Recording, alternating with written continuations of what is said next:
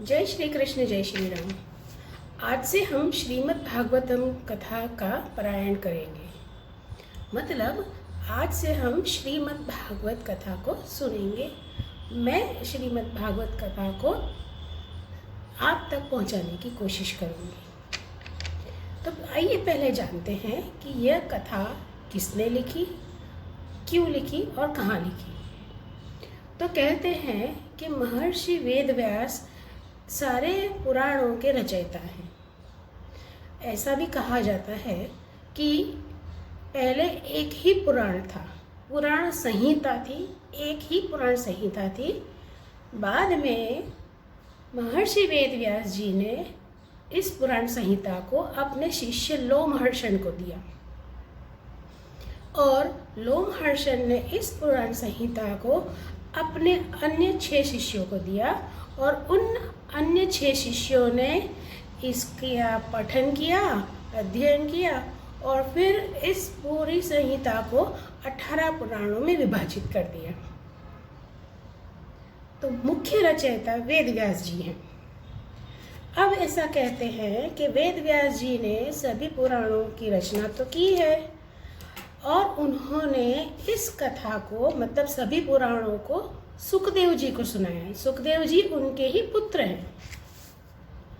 कई लोग ऐसा कहते हैं कि सुखदेव जी ने तो इसको छुप करके सुना था। ऐसा मानते हैं कि सुखदेव जी ने इसको छुप करके सुना था। कथा तो वेदव्यास जी अपने शिष्य लोमहर्षण को सुना रहे थे। अब जैसे भी है, जो भी है, मान्यताएं हैं, हम सभी का स्वीकार करते हैं।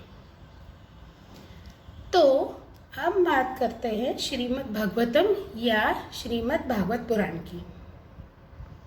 भगवान सुखदेव जी ने, जो कि वेदव्यास जी के पुत्र हैं, उन्होंने महाराज परीक्षित को भक्ति मार्ग पर चलने के हेतु इस कथा को सुनाया था। इसके पीछे भी एक कथा है। तो भक्ति मार्ग पर चलने के हेतु भगवान सुखदेव जी ने, वेदव्यास जी के पुत्र हैं, उन्होंने परीक्षित को यह सुनाई थी। इसमें साधन ज्ञान, सिद्ध ज्ञान, साधन भक्ति, सिद्ध भक्ति, मर्यादा मार्ग, अनुग्रह मार्ग, द्वैत, अद्वैत, समन्वय के साथ प्रेरणादायी विविध उपाख्यानों का भी अद्भुत संग्रह है। सुखदेव जी ने यह कथा राजा परीक्षित को सुनाई। अब उस वक्त सूत जी ने भी यह कथा सुनी थी। फिर नैमिषारण्य में सूत जी ने यह कथा अन्य साधुओं को सुनाई। कहते हैं कि भागवत पुराण में कुल 18,000 श्लोक हैं, जिनको 335 अध्यायों में लिखा गया है और वैसे इसमें कुल 12 स्कंद हैं। 12 स्कंद, 335 अध्याय और 18,000 श्लोक। और इसका मुख्य रस भक्ति रस है। तो आइए जानते हैं कि श्रीमद् भागवत पुराण में क्या है और इसमें अन्य जो उपाख्यान है, इसका महात्म्य है, वो किस तरह से है। तो राजा परीक्षित की कथा इस तरह से है कि एक बार वे जंगल में शिकार करने के लिए गए। वहाँ पर उन्होंने देखा कि एक ऋषि बैठे हैं। उनका नाम था शमीक ऋषि। तो शमीक ऋषि अपनी साधना में लीन थे, लेकिन उनके गले में एक मरा हुआ सर्प पड़ा था। तो परीक्षित राजा को लगा कि यह सर्प जो है वो इन ऋषि को हानि पहुंचा सकता है। तो उन्होंने उस सर्प को वहाँ उनके गले से, उनके बदन के ऊपर से हटाने की कोशिश की। जैसे ही उन्होंने उस सर्प को हटाने की कोशिश की तो शमीक ऋषि की साधना भंग हो गई। साधना भंग होने की वजह से उन्होंने राजा परीक्षित को श्राप दिया कि 7 दिनों के अंदर तुम सर्पदंश से मृत्यु को प्राप्त हो जाओगे। अब श्राप तो लगा ही है। तो अब परीक्षित राजा थोड़े डर गए और घबरा गए। वह पहुँचे सुखदेव जी के पास में। उन्होंने सुखदेव जी से पूछा कि इसका आप मुझे कोई उपाय बताइए। तब सुखदेव जी ने परीक्षित राजा से कहा कि देखिए, मृत्यु आनी ही है, श्राप तो लगा ही है, तो क्यों ना इन 7 दिनों को आप भगवत प्राप्ति की ओर लगा दें और मोक्ष पाने की कोशिश करें। तब इसी भगवत प्राप्ति के लिए भक्ति रस में उनको आगे पथ पर ले जाने के लिए सुखदेव जी ने भागवतम की कथा परीक्षित राजा को सुनाई।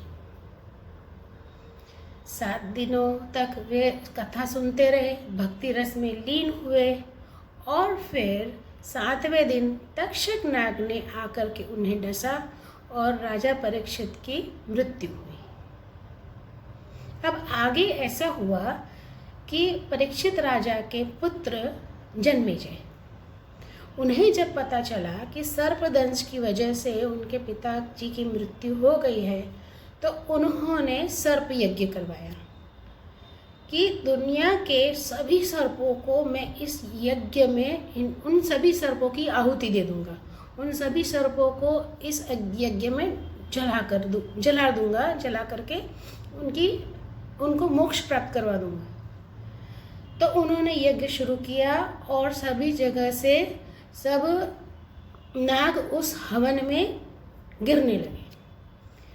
तब तक्षक जो नाग है, उन्होंने भगवान के चरण पकड़ लिए और कहा कि इस तरह से तो पूरी सृष्टि का बैलेंस बिगड़ जाएगा, ऐसा नहीं हो सकता है। सभी देवताओं ने जन्मेजय को इस यज्ञ करने से रोका। जन्मेजय ने उस वक्त फिर सूत जी से प्रार्थना की और उस प्रार्थना की वजह से सूत जी ने नैमिषारण्य में सभी साधुओं को इकट्ठा किया और वहाँ पर पुराणों की कथा सुनाई। और यह भी कहते हैं कि महाभारत की जो संहिता है, जिसमें 1 लाख श्लोक हैं, उसकी रचना भी वहीं पर हुई थी।